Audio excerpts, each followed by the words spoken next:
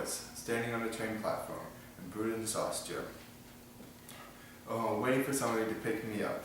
I had no idea who I am and who it was. How did I get there? Well, my parents had a great idea to send me on a plane to travel Europe. I am Andrew Parke, and this is my experience of couchsurfing. Let's be honest, we all have a dream spot that we want to visit at some point in time, but usually money and time is standing in the way, and traveling is expensive. And some nights, some cities, it costs up to $100 a night, over $100 a night. And couchsurfing is a cheap way to travel and to meet new people, experience culture firsthand, and share the gospel with whoever you meet. When I was traveling in Europe, I experienced firsthand couchsurfing. When I was couchsurfing, I was able to do things that I couldn't do in a tour group. I got to go kart racing, or basically these little cars that were basically miniature Formula One cars. And I got to sail across Lake Constance, a huge sailboat. And I learned how to drive a clutch across mountainous terrain, chasing down a fox and a deer, trying to chase them out of a neighbor's farm pasture. In the next few minutes, I'm going to share with you what couchsurfing is, how to do it, and what are its benefits. So, what is couchsurfing? Couchsurfing was created in 2004.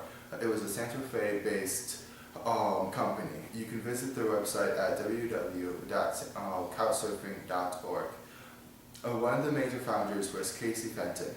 He got the idea to start this website while he emailed a whole bunch of students of University of Iceland.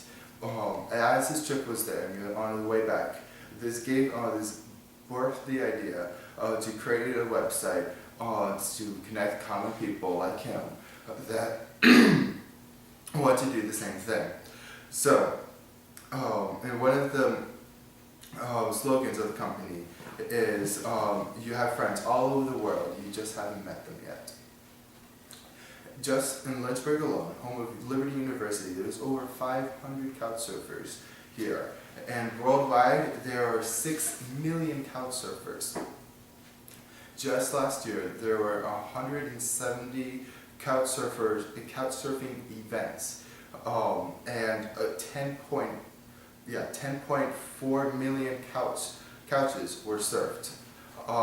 Sarah Mitroff says that last year, July 2012, there were 3.6 million couchsurfers. And like I said earlier, there are now 6 million. That is almost doubled in 1 year. Now I'm going to talk about how to couchsurf.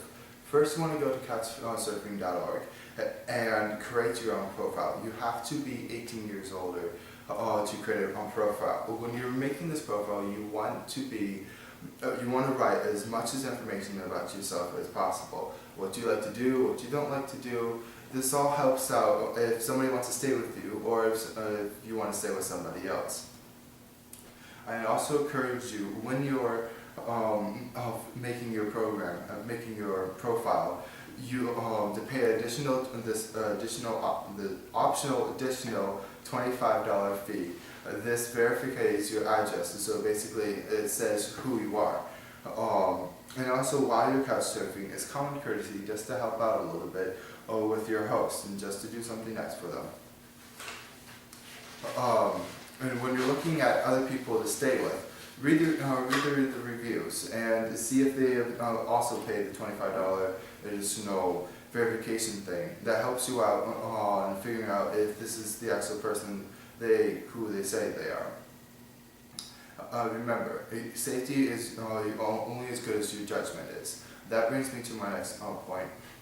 The biggest question that's always asked is couchsurfing safe?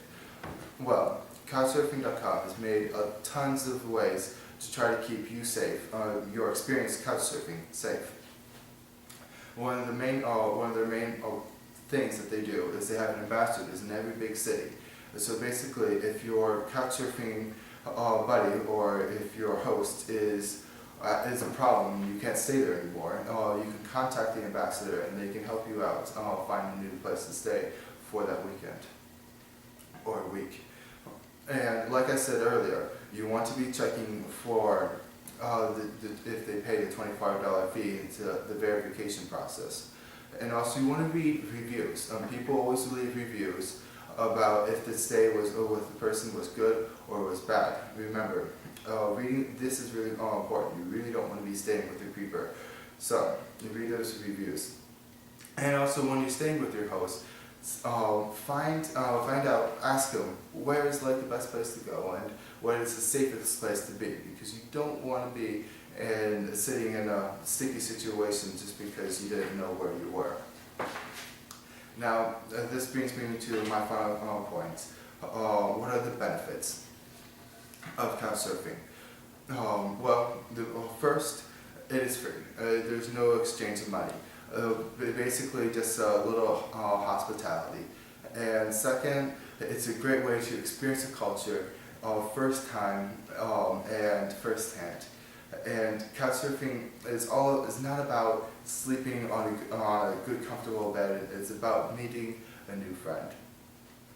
And also your host will also know all the cool places to be, to stay, and to meet. And also one of the most important parts to me is when I couch surf, I like to share the gospel. Just sharing the gospel is like one of the most important things for me for couch surfing, because when I couch surf, it's basically like a short-term missions trip. People open their houses to you, you open your houses to other people. Why not share the greatest thing that ever happened to you? When you're talking to your couch surfer or you're talking to your host, the most important thing that anybody really want to talk about for the first time when you meet somebody is your life story and the experiences that you had. And that gives you a great opportunity to share your own testimony. And likewise, you can learn all about them and their culture and their own experiences. And then finally, as the textbook says, finding common ground is a good way for communications. And couch surfing is a great way to communicate with others. Today, I've shared with you about couch surfing and how to do it. It is a cheap way to travel, meet new people, and experience culture firsthand, and share the gospel. Just like couchsurfing.org sums it up pretty well. Open your mind, open your home,